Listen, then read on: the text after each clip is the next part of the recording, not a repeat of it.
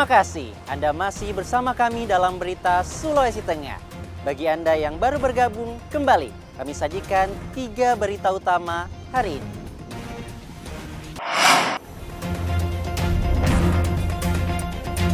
Jenazah korban ledakan speedboat di Taliabu diterbangkan ke Jakarta.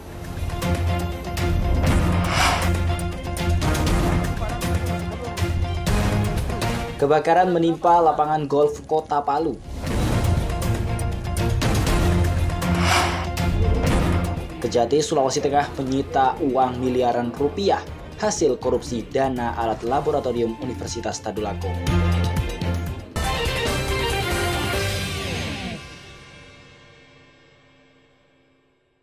Penyidik Kejaksaan Tinggi Sulawesi Tengah menyita barang bukti berupa uang tunai sebesar 3 miliar lebih dalam kasus dugaan korupsi pengadaan alat laboratorium layanan pendidikan Fakultas Kedokteran Universitas Tadulako tahun anggaran 2022. Barang bukti berupa uang tersebut disita dari tersangka bernama Tri Purnomo yang juga selaku Direktur CV Satria Bayu Aji. Sebelumnya, penyidik juga menetapkan Fuad Zubaidi sebagai tersangka yang juga pejabat pembuat komitmen alias PPK. Penyitaan barang bukti tersebut berdasarkan hasil perhitungan kerugian negara oleh auditor publik. Karena berdasarkan pasal 4 Undang-Undang Tipikor, pengembalian kerugian negara tidak menghapus unsur pidana. Ya, itu satu. Terus yang kedua, pihak-pihak yang sudah diperiksa ada dari ahli, ada dari pihak Tadulako, ada dari pihak penyedia dan lain-lain yang diperlukan untuk mendukung dan membuktikan hasil persidangan. Apalagi nanti yang satu, aset yang disita, aset tidak ada karena kita dari awal sudah memperkirakan yang mengembalikan dan alhamdulillah dikembalikan juga, jadi belum ada yang disita, belum ada aset yang disita maksudnya selain duit ini ada duit ini, karena itu sudah menutup kerugian keuangan negara. Pihak Kejati Sulteng menegaskan pengembalian kerugian negara tersebut hanya bisa meringankan perkara dan tidak menghentikannya. Penyitaan barang bukti tersebut karena adanya uang lebih yang mengalir kepada rekanan. Hingga saat ini penyidik Kejati Sulteng telah memeriksa 20 saksi baik dari lingkup Universitas Tadulako maupun pihak terkait dalam kasus tersebut.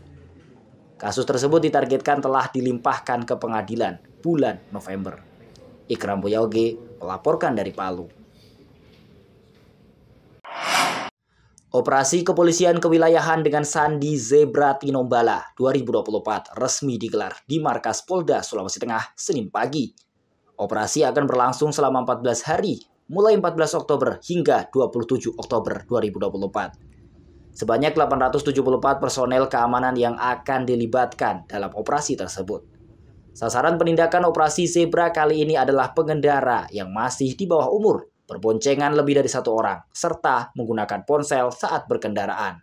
Selain itu juga akan menindak pengendara sepeda motor yang tidak mengenakan helm, melawan arus, dan melebihi batas kecepatan kendaraan. Jadi namanya operasi itu tidak bisa serta-merta kita langsung represif dengan persentase yang tinggi. Sekaligus awal operasi itu memberikan suatu sosialisasi, mengutamakan dengan cara-cara yang lebih persuasif, dengan melakukan teguran. Nah, diharapkan sudah masuk ke minggu kedua, masyarakat sudah banyak yang tahu nih, sudah ada operasi. Jadi tidak serta-merta dari awal operasi langsung kita ada penindakan, diutamakan tidak. Sifatnya kita humanis, persuasif, kemudian sekaligus sosialisasi di hari-hari awal. Demikian. Polda Sulteng menegaskan jika dalam pelaksanaan operasi Zebra ini, petugas mengedepankan edukatif, persuasif, serta humas yang didukung oleh penegakan hukum dengan penerapan sistem tilang elektronik baik statis maupun mobile. Tujuannya untuk meningkatkan disiplin masyarakat dalam berlalu lintas.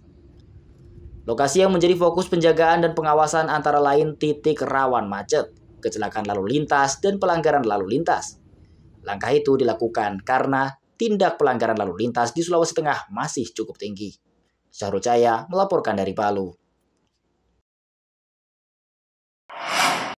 Meningkatkan minat literasi kepada masyarakat, salah satunya dapat dilakukan sejak usia dini.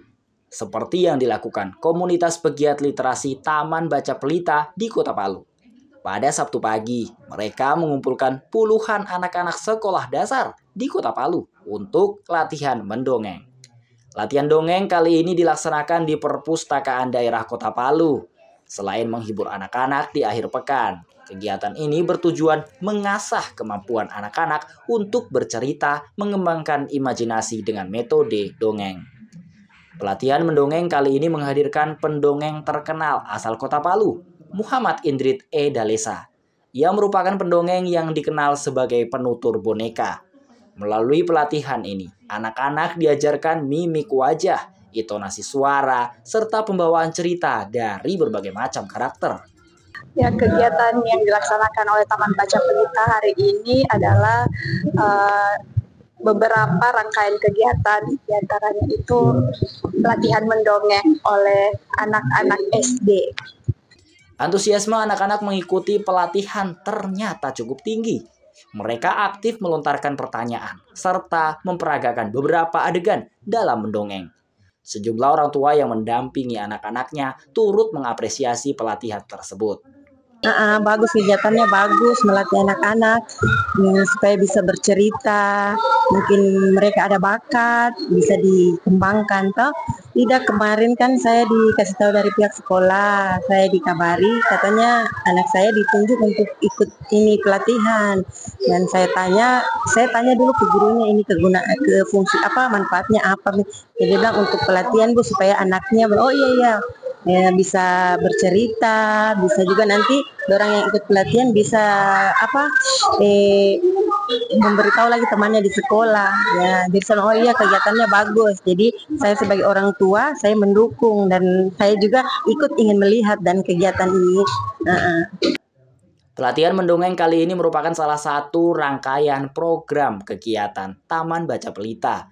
Selain ini, mereka tiap minggu juga membuka lapak baca, tepatnya di sekitaran Jalan Dr. Suharto, kawasan X Undata Lama.